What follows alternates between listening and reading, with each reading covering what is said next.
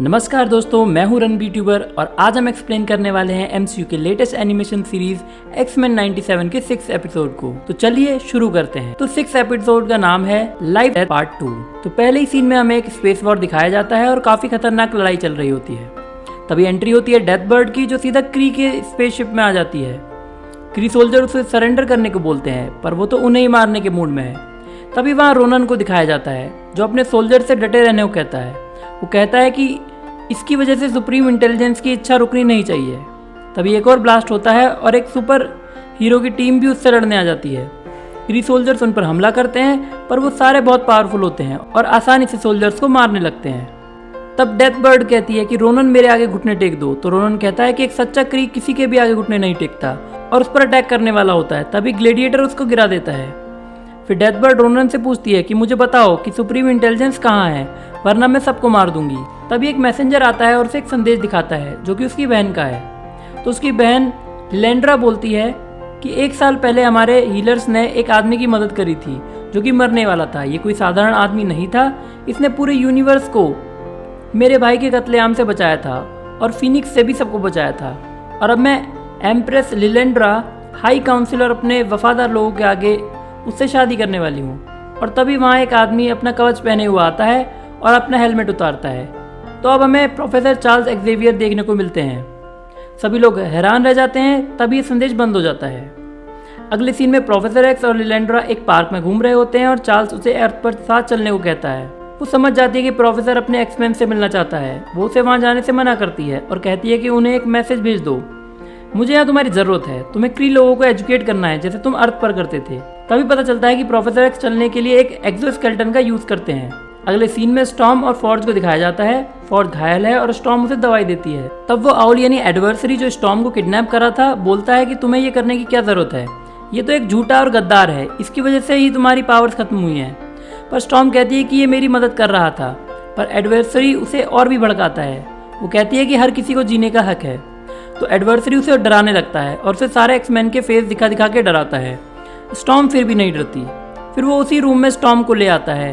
तभी forge adversary पर एक डेजर्ट मैजिक से अटैक कर देता है और उसे बांधकर गायब कर देता है और फिर वो गिर पड़ता है। स्टॉर्म उसे संभालती है और कहती है कि इसने तुम्हारे शोल्डर में जो घाव किया है, क्या इस मैजिक बुक से उसका कुछ इलाज हो सकता है? तो फॉर्ज कहता है कि हाँ, एक मेडिसिनल प्लांट है जो पास ही में एक गुफा में उगते हैं, उनसे ये ठीक हो सकता है। तो वे दोनों वहाँ जाने का प्लान बनाते हैं। अगले सीन में लिलेंड्रा और प्रोफेसर एक्स साथ में थ्रोन रूम में जाते हैं और थ्रोन पर बैठ जाते हैं। तभी वहाँ का चांसलर क्वीन के फैसले पर सोचने के लिए बोलता है। तभी डेथबर्ड वहाँ आ जाती है और वो भी नहीं चाहती कि क्वीन प्रोफेसर एक्स से शादी करे, क्योंकि वो एक ह्यूमन है। वो प्रोफेसर एक्स को अपनी लॉयल्टी साबित करने का चैलेंज देती है। वो उसे अर्थ को पूरी तरह से छोड़ने और वहाँ की सारी यादों को मिटाने को कहती है।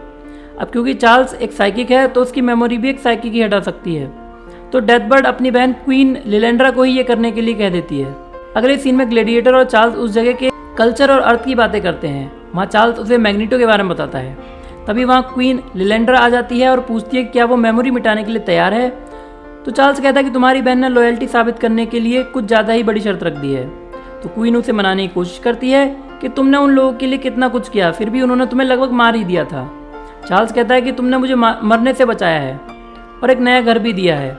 शायद यही वक्त है मैं तुम्हारी बात मान लेता हूँ। अगले सीन में स्टॉर्म और फॉर्ज घोड़े पर बैठकर उस गुफा तक पहुंच जाते हैं। स्टॉर्म कहती है कि अब मैं ह्यूमन बनकर खुश हूं और वो पूछती है कि वो प्लांट कहां पर है। तो फॉर्ज उसे एक बहुत संकरा सा रास्ता दिखाता है। अगले सीन में चार्ल्स की मेमोरी हटाने का प्रोसेस दिखाया जाता है। वहां के चांसलर उसे अर्थ के लोग और वहां की मेमोरी को भुलाने का वादा मांगते हैं। तो चार्ल्स हाँ कर देता है। लिलेंड्रा उसकी मेमोरी मिटाने वाली होती है।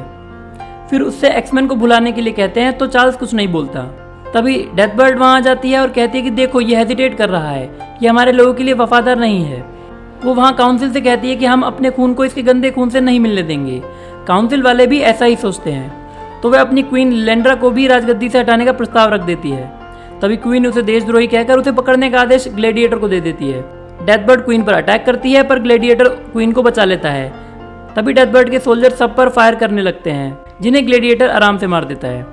तब डेथबर्ड चार्ल्स पर अटैक कर उसे गिरा देती है और क्वीन को मारने जाती है।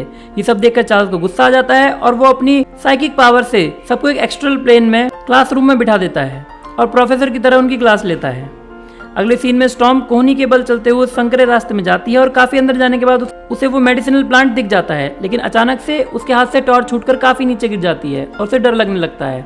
तभी एडवर्सरी आ जाता है और उसको और ज्यादा डराने लगता है, पर इस बार स्टॉर्म अपने डर पर जीत हासिल कर लेती है और उसका डर दूर होते ही उसकी सुपर पावर भी वापस आ जाती हैं और वो एडवर्सरी को मार देती है और आसमान में बिजलियां कड़कने लगती हैं और वो उड़ने लगती है और वो अपने फुल पोटेंशियल में आ जाती है। अगले सीन में वो फॉर्ज को उसी मेडिसिन को देती है जिसे वो लेने गए थे और उसके घाव पर लगा देती है और उससे उसका घाव तुरंत ठीक हो जाता है। तो फॉर्ज उससे कहीं घूमने चलने को पूछता है और वो हाँ कर देती है। तभी फॉर्ज टीवी ऑन करता है और न्यूज़ में दिखाते हैं कि ह्यूमंस और म्यूटेंट कभी साथ नहीं रह सकते। वहाँ जिनोशा में अटैक के बारे में बताया जाता है, जिसे देखकर स्टॉर्म हैरान रह जाती है। अगले सीन में प्रोफेसर एक्स सबकी क्लास लेते हुए उनके पावर के बारे में समझाता है और बताता है कि हम सब कोएग्जिस्ट कर सकते हैं और बिना बात के हमें लड़ना नहीं चाहिए। तभी उसकी डेस्क पर रखा ग्लोब तेजी से घूमने लगता है और उसे गैम्बिट दिखाई देता है जो एक स्केलेटन बन जाता है और अब प्रोफेसर एक्स को पता लग जाता है कि अर्थ पर म्यूटेंट के साथ क्या हुआ होगा। उसकी साइकिक क्लास अचानक से खत्म हो जाती है और वो काउंसिल वाली जगह पर ही गिर पड़ता है। तो क्वीन लिलेंड्रा उसे पूछती है कि क्या हुआ, तो चार्ल्स बताता है कि उसे अर्थ पर जाना होगा। क्वीन कहती है कि इससे तुम्हारी लॉयल्टी खत्म हो जाएगी, तो चार्ल्स कहता है कि होने दो, पर मुझे एक्समैन के पास जाना ही होगा, मुझे म्यूटेंट्स को बचाना ही होगा। अगले सीन में बॉलीवुड ट्रास को दौड़ते हुए दिखाया जाता है। वो किसी से बचकर भाग रहा होता है। वो कहता है कि जो तुमने मुझसे कहा मैंने वो सब करा है। तभी उसे एक पावर ब्लास्ट लगता है और ट्रास कहता है कि तुम मुझे मार ही दो प्लीज, क्योंकि जो जिनोशा में हुआ उसके लिए मैं ही जिम्मेदार हूँ।